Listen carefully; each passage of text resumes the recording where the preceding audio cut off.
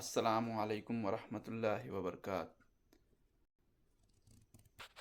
آئیے دیکھتے ہیں شیخ عبد الرحمن السدیس کے بارے میں کچھ خاص جانکاریاں۔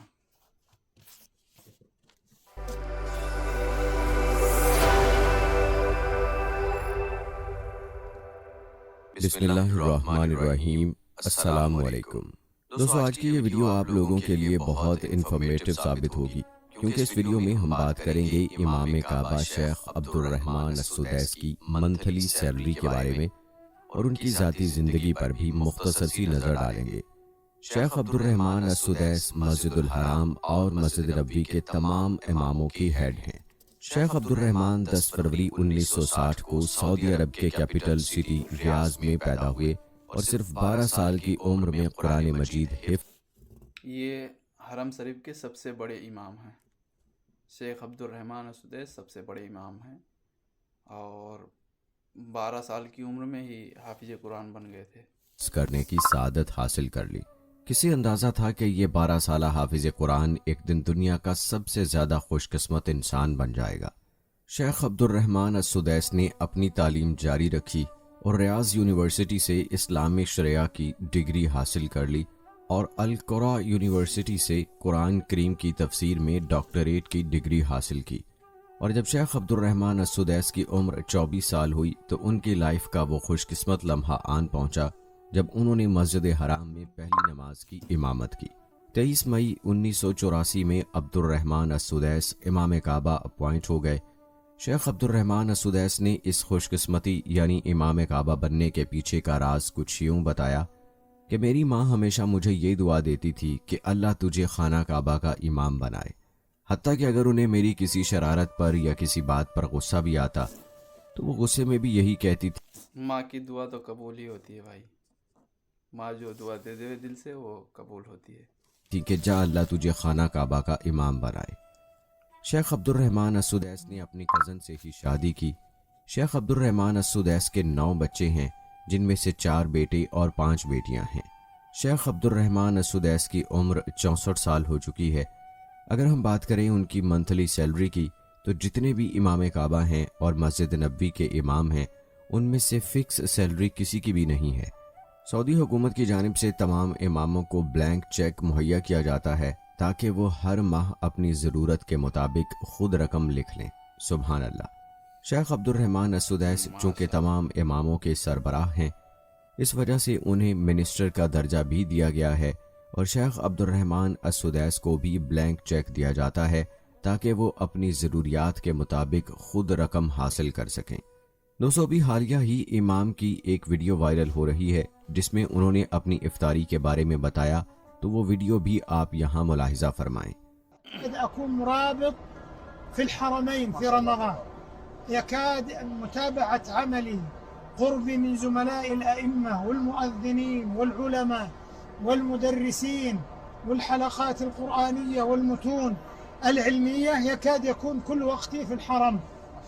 أبدأ الوقت بالسحور، والسحور أيضا يكون على تمرات وشيء من الزبادي بحيث ما يثقل الإنسان على نفسه، ثم يصلي الفجر مع الجماعة في الحرم في الغالب، ثم أيضا التلاوة إلى شروق الشمس والمراجعة، ثم يخلد الإنسان للراحة قليلا ليستعد أيضا للعمل، لأن وراءنا عمل وعمل إداري في متابعة عملنا، ثم إذا جاء العصر نستعد للنزول إلى الحرم ومتابعة الأعمال وتهيئة الأجواء لزملائنا الأئمة والمؤذنين وخدام الحرم والعاملين في الحرمين ومنسوبي رئاسة الشؤون الدينية، بحيث نطمئن على أن كل العمل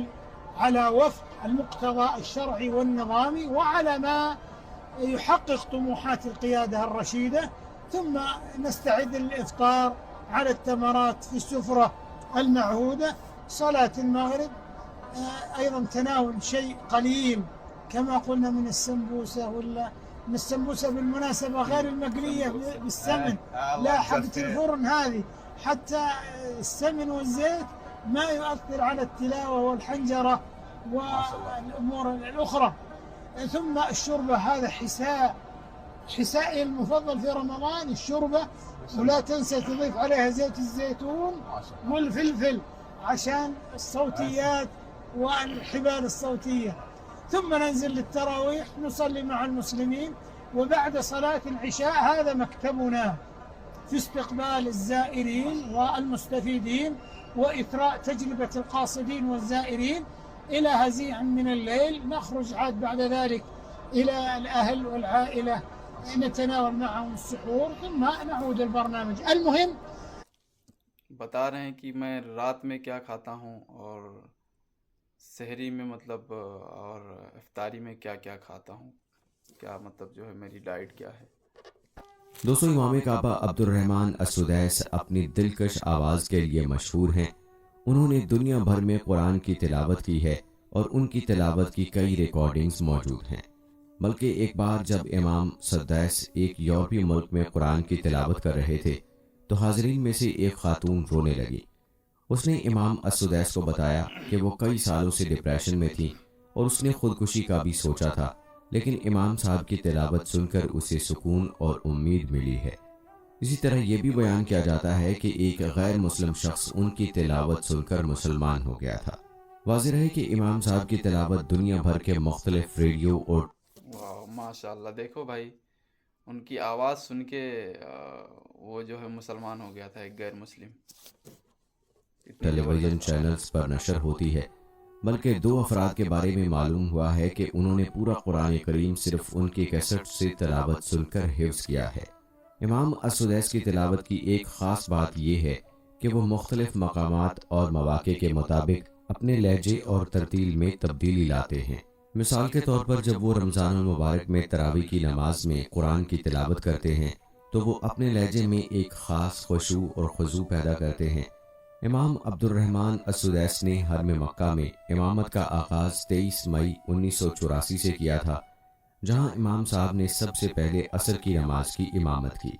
दिलचस्प बात यह है कि इमाम अस्सुदैस ने सोशल मीडिया पर भी अपनी मौजूदगी का एहसास दिलाया है और उनके ट्विटर अकाउंट के लाखों फॉलोअर्स हैं। दोस्तों, इमाम अब्दुर्रहमान अस्सुदैस की दूसरी वजह शोहरत वो ज़ोरदार खुतबे हैं जो वो उम्मत मुसलमा की हालत ज़ार पर हरम मक्की में देते हैं। 2007 में शेख अस्सुदैस ने पाकिस्तान का दौरा किया था, जहां उनका फ़क़ीदुल मिसाल इस्तकबाल किया गया। इमाम काबा ने 2004 में बरतानिया का दौरा किया और इस मौके पर उन्होंने क़िरात के साथ तिलावत कुरान करीम रिकॉर्ड करवाने का भी कहा। इमाम अस्सुदैस मुतअद्दिद इस्लामी तंजीमों के रुकन हैं और उन्होंने मुख्तलिफ इस्लामी मौज़ूआत पर किताबें और मज़ामीन लिखे हैं। वो एक फ़ाल समाजी कारकुन भी हैं और उन्होंने कई फलाही इदारों के साथ काम किया है। बल्कि मक़ूला मशहूर है कि खिदमत से खुदा मिलता है। शायद अल्लाह के मेहमानों की खिदमत की लगन और उनके आराम व सुकून का ख्याल रखने के बाइस ही शेख अब्दुर्रहमान अस्सुदैस को अल्लाह की जानिब से इमाम काबा व इमाम हज बनाया गया। शेख सुदैस हरमैन शरीफैन के न सिर्फ सबसे बड़े इमाम हैं, बल्कि हरमैन शरीफैन के तमाम आइमा व खुतबा और हरमैन शरीफैन में हर किस्म के इंतज़ामात और इदारों के निगरान आला भी हैं। लेकिन इतने बड़े मनसब के बावजूद वो रात के पिछले पहर आम लिबास में मुंह ढांप कर बगैर किसी सिक्योरिटी गार्ड के खाना काबा आते हैं और इंतज़ामात का जायज़ा लेते हैं। हरमैन शरीफैन के ख़द्दाम कहते हैं कि हमारे साथ आकर दस्तरखान पर इफ्तारी करते हैं, जबकि खुद ही बैतुल्लाह की खिदमत भी करने लग जाते हैं और सफाई के अमले के साथ काम कराने लगते हैं। माशाल्लाह, देखो भाई सफाई भी करते हैं और जो काम करने वाले वर्कर हैं उनके साथ बैठकर अफ्तारी करते हैं, उनके साथ बैठकर खाना खाते हैं। मैं तो भाई उनका बहुत बड़ा फ़ैन हूँ और उनकी आवाज़ भी मुझे बहुत फेवरेट आवाज़ है। मेरी सबसे फेवरेट आवाज़ दुनिया में जो अगर किसी की है तो शेख अब्दुर्रहमान अस्सुदैस की है, इमाम काबा की। और मैं सबसे ज़्यादा उन्हीं का फ़ैन हूँ मैं पूरे दुनिया में। मुझे तो बहुत अच्छी लगती है। आप लोगों को कैसी लगती है, आप लोग कमेंट में ज़रूर बताएं।